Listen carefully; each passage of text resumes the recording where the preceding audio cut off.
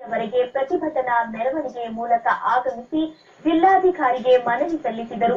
ನಂತರ ಪಕ್ಷದ ಮುಖಂಡರಾದ ನಾಸಿರ್ ಹುಸೇನ್ ಉಸ್ತಾದ್ ಮಾಧ್ಯಮರೊಂದಿಗೆ ಮಾತನಾಡಿ, ಕಲಬುರಗಿ ವಿದ್ಯುತ್ ಸರಬರಾಜು ಕಂಪನಿಯ ಹೊಸ ಮೀಟರ್ ಅಳವಡಿಕೆಯಿಂದ ಹೊಸ ಮೀಟರ್ ಪಡೆದಿರುವ ಜನರಿಗೆ ಮೊದಲಿಗಿಂತ ಹೆಚ್ಚಿನ ಮೊತ್ತ ಬಿಲ್ಲುಗಳು ಬರುತ್ತಿದೆ. ಕೂಡಲೇ ಅಧಿಕಾರಿಗಳು ಮೀಟರ್ಗಳಲ್ಲಿ ಆಗುತ್ತಿರುವ ಅನ್ಯಾಯವನ್ನ ಸರಿಪಡಿಸಬೇಕು ಹಾಗೂ ನಗರದ ಪ್ರಮುಖ ರಸ್ತೆಗಳು ಹದಗೆಟ್ಟಿವೆ.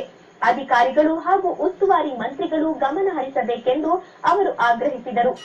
ಈ ಸಂದರ್ಭದಲ್ಲಿ ಜಿಲ್ಲೆ ಜೆಡಿಎಸ್ ಮುಖಂಡ ಬಸವರಾಜ್ ತಡಕಲ್ ಸೇರಿದಂತೆ ಪಕ್ಷದ ಮುಖಂಡರು ಹಾಗೂ ಕಾರ್ಯಕರ್ತರು ಉಪಸ್ಥಿತರಿದ್ದರು. ಗುಲ್ಬರ್ಗಾ ನಗರದಲ್ಲಿ ಜೆಸ್ಕಾಂ ಅಧಿಕಾರಿಗಳು ಏನು ಮನೆಗಳಿಗೆ ತೆರಳಿ ಹೊಸ ಮೀಟರ್ ಅನ್ನು ಅಳವಡಿಸಿಕೊಡ್ತಾ ಇದ್ದಾರೆ. ಈ ಹೊಸ ಮೀಟರ್ ಮುಂದೆ ಬರ್ತಕ್ಕಂತ ಬಿಲ್ಗಳಿಗಿಂತ ಸುಮಾರು 2 ಪಟ್ಟು 3 ಪಟ್ಟು ಹೆಚ್ಚಾಗಿದೆ. ಇವತ್ತು ಜಿಲ್ಲಾ ಜಾತ್ಯತೀತ ಜನತಾದಳದ ಪರವಾಗಿ ನಾವು ಜೆಸ್ಕಾಂ ಅಧಿಕಾರಿಗಳ ವಿರುದ್ಧ, ರಾಜ್ಯ ಸರ್ಕಾರದ ವಿರುದ್ಧ ನಾವು ಹೋರಾಟವನ್ನು ಹಮ್ಮಿಕೊಂಡಿದ್ದೇವೆ. ಇಲ್ಲಿ ಜೆಸ್ಕಾಂ ಅಧಿಕಾರಿಗಳು ಇಲ್ಲಿ ಮುಂದೆ ಬರ್ತಕ್ಕಂಥ ದಿನಗಳಲ್ಲಿ 1 ತಿಂಗಳಲ್ಲಿ ಏನು ಹೊಸ ಮೀಟರ್ಗಳನ್ನು ಹಾಕಿದ್ದಾರೆ. ಆ ಹೊಸ ಮೀಟರ್ಗಳಲ್ಲಿ ಬರ್ತಕ್ಕಂಥ ಬಿಲ್ ಅನ್ನು ಶೀಘ್ರವೇ ಅವರು ಕಡಿತಗೊಳಿಸಬೇಕು. ಆ ಹೊಸ ಮೀಟರ್ ಅನ್ಸೈಂಟಿಫಿಕ್ ಆಗಿದೆ. ಅವರು ಮುಂದೆ ಬರ್ತಕ್ಕಂಥ ಮೀಟರ್ ರೀಡಿಂಗ್ಸ್ ಇತ್ತು, ಅದಕ್ಕಿಂತ ಸುಮಾರು 3 ಪಟ್ಟು 4 ಪಟ್ಟು ಹೋಗ್ತಾ ಇದೆ.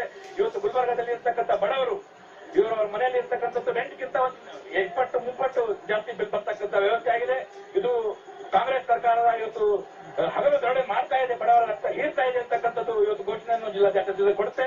ಅದರ ಜೊತೆಯಲ್ಲಿ ಇದು ಗುಲ್ಬರ್ಗಾ ನಗರದಲ್ಲಿ ಪ್ರಮುಖ ರಸ್ತೆಗಳ ಹಾಲತ್ತು ಬಹಳ ಹದಗೆಟ್ಟಿದೆ ಅಂತಕ್ಕಂಥದ್ದು.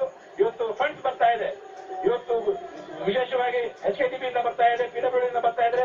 ಆದ್ರೆ ಇಲ್ಲಿ ಕೆಲಸ ಆಗ್ತಾ ಇಲ್ಲ. ಇಲ್ಲಿ ಆಗ್ತಾ ಇರ್ತಕ್ಕಂಥ ಕೆಲಸವೂ ಕೂಡ ಬಹಳ ಕೆಳಮಟ್ಟದ ಕೆಲಸ ಆಗ್ತಾ ಇದೆ. ಇದರ ವಿರುದ್ಧ ಕೂಡ ನಾವು ಜಿಲ್ಲಾ ಜಾತ್ಯತೀತ ಜನತಾದಳದ ಪರವಾಗಿ ನಾವು ಹೋರಾಟ ಹಮ್ಮಿಕೊಂಡಿದ್ದೇವೆ. ಮಾಗಡಿ ತಾಲೂಕನ್ನು ಮಾದರಿ ತಾಲೂಕನ್ನಾಗಿ ಮಾರ್ಪಾಡು